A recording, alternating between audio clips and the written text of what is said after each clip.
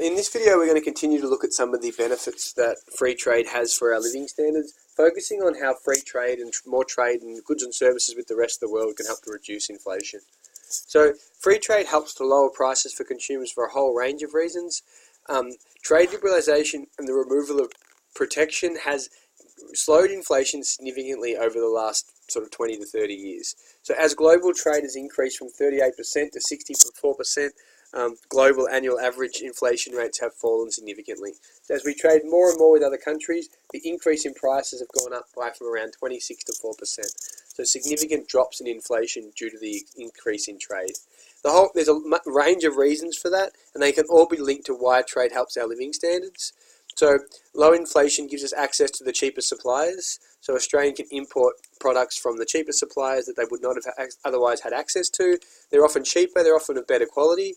This gives us access to a range of culturally diverse products. It gives us access to the best technology available. And also, more importantly, or as importantly, gives us access to the cheapest imported goods like mobile phones, cars, appliances, and all these different choices that add to our variety and also maximise our purchasing power. A lot of that's come because of the introduction of online shopping and access to cheaper and faster transportation through flight and boats and things like that, and GPS signalling. So one of the main things is access to cheaper suppliers so we can buy things at a cheaper price. Imports are often used in the production process as well. So while we can source imports directly from overseas, we also use those imports in the production process. That helps to reduce firms' costs of production. And that can help to reduce costs as well. Imports are also used in a range of ways for foreign holidays and for foreign entertainment, which can then be linked to our quality of life.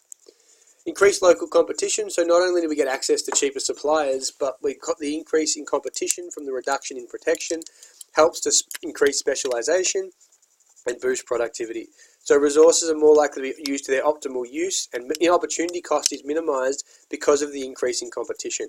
We need to be innovative and we need to be at the top of our game in order to stay competitive. So we are constantly exposed to more and more competition. So firms are continually investing in coming up with new ideas to try and remain competitive in the current environment.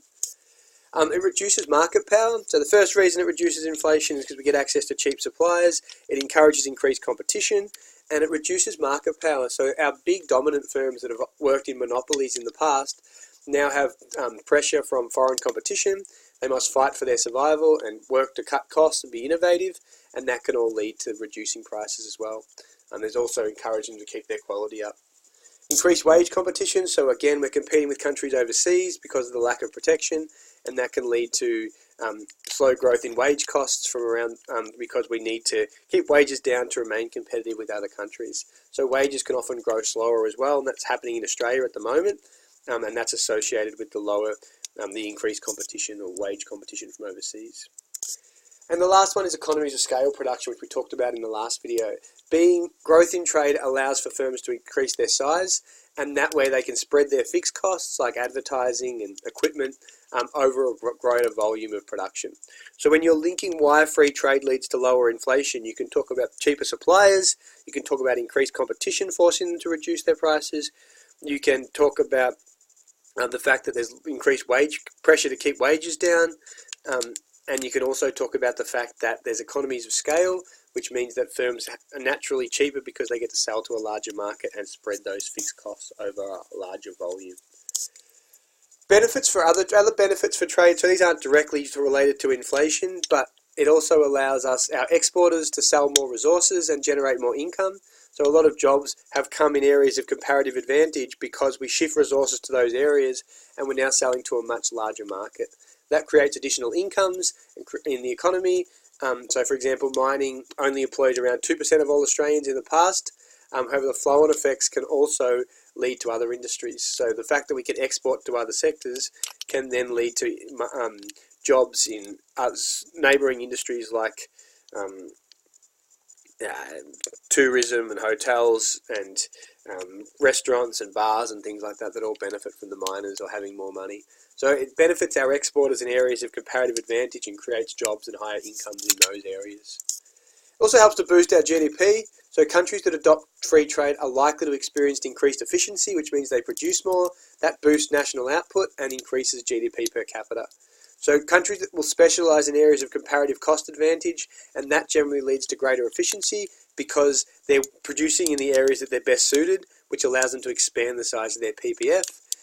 That leads to higher incomes because of the increase in demand, and that can all flow on to increased consumption and higher living standards.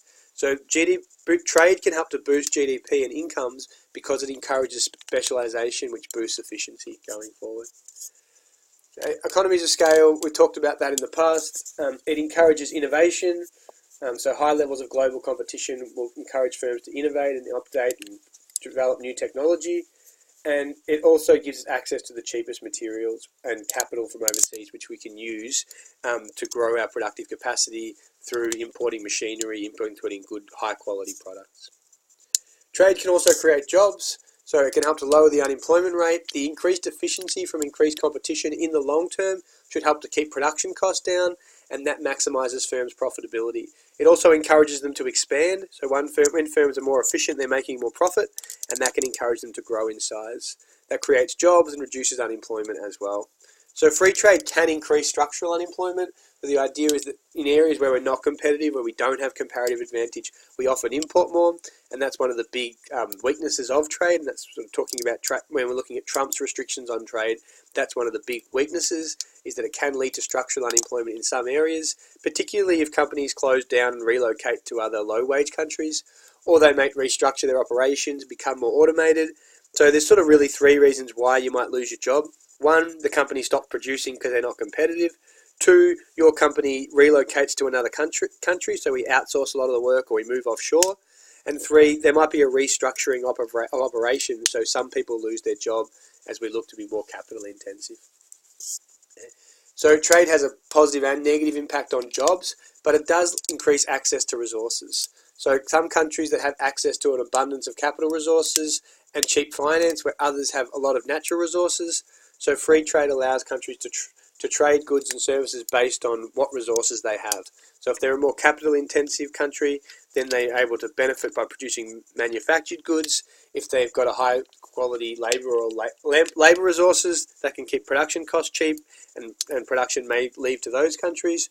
Or it may be a case that they've got a lot of land resources, and then they can use that land to provide agricultural products as well.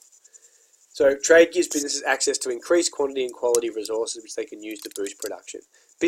By growing businesses, jobs and incomes, the government can also collect more tax, which they use to provide essential services. So if it creates employment in those industries, that can lead to more tax and be good for the government. Other benefits, trade can create more consumer choice because we have imports. It can promote peace and unity between countries. Countries that are trading often get along better, and it can enrich our culture because we get to experience products from other cultures. Thank you.